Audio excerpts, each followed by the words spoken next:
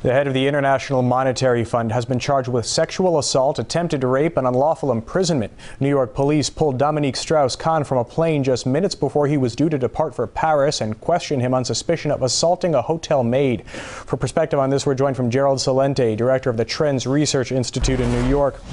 So, news of Strauss-Kahn's arrest comes just as a new poll shows him to be the favorite for the French 2012 presidential race, 5 points ahead of Nicolas Sarkozy. Do you think the timing of this is significant?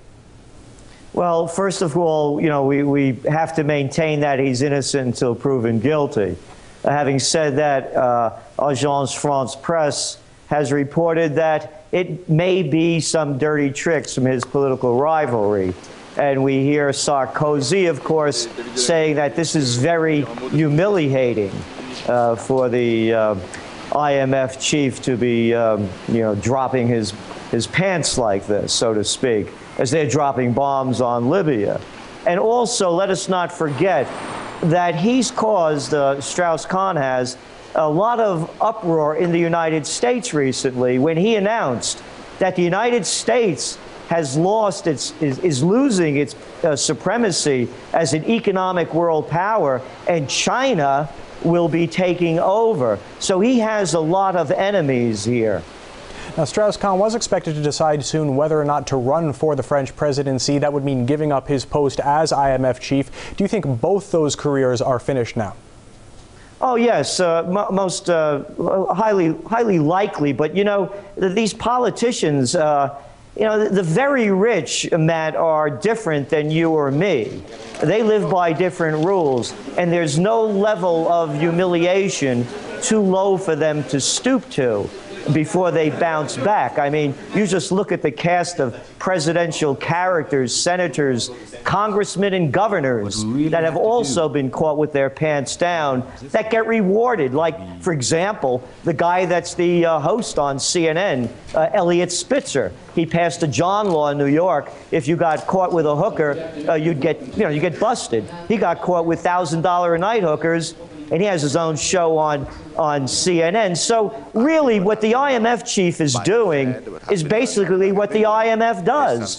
They rape countries, and in this case, he may have raped a person. So it's just business as usual for the IMF. Now, our previous guest on Strauss-Kahn highly praised him for pulling France out of its financial troubles. She said he will be sorely missed at the head of the IMF, and he's been instrumental in their efforts to revive crisis-hit portions of the EU. Do you think with him missing from the conversation, those other countries will suffer?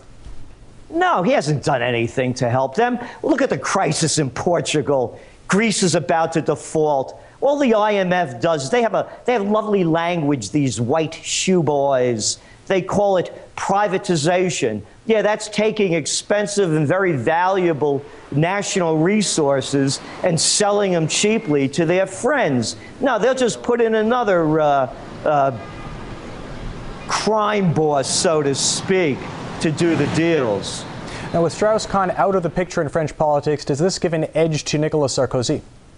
Yes, it does, because Royale, as we know, it doesn't have much of a chance, and she's proved her weakness. And it's like that virtually in every country, by the way, in which they call it democracies. You have these two parties that, they change positions back and forth. It's kind of like here in the States. We're having the presidential battle coming up in 2012. What kind of battle will it be? So, yes, Sarkozy's chances, even though he's way down in the polls, will be improved by the absence, if he is out of it, Strauss-Kahn. All right, thanks for your comments. Gerald Celente, director of the Trends Research Institute.